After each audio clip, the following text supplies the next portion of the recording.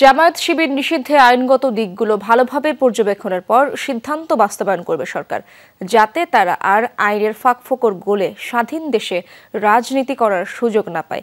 এ তথ্য জানিয়েছেন আওয়ামী লীগের সাধারণ সম্পাদক ওবায়দুল কাদের। একমাত্র ওয়ালটন এসি দিচ্ছে 1 বছরের রিপ্লেসমেন্ট গ্যারান্টি এবং কম্প্রেসরের 10 বছরের গ্যারান্টি। বঙ্গবন্ধু এভিনিউ কেন্দ্রীয় কার্যালয়ে আওয়ামী লীগের যৌথ সভা শেষে এ তথ্য জানান তিনি। বলেন, সরকার পতন আন্দোলনে রূপ দিতে শিক্ষার্থীদের ঢাল হিসেবে ব্যবহার করে আন্দোলন ভিন্ন খাতে প্রবাহিত করা হয়েছে। ওবায়দুল কাদের আরো বলেন, কোথা থেকে নির্দেশ এসেছে, কে অর্থ যোগান দিয়েছে, কোথায় বৈঠক হয়েছে, সব তথ্য আছে সরকারের কাছে।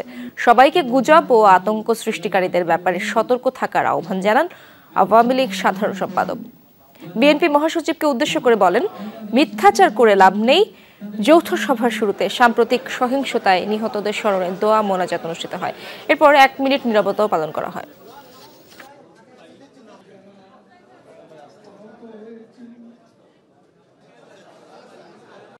চৌদ্দ দলের সভায়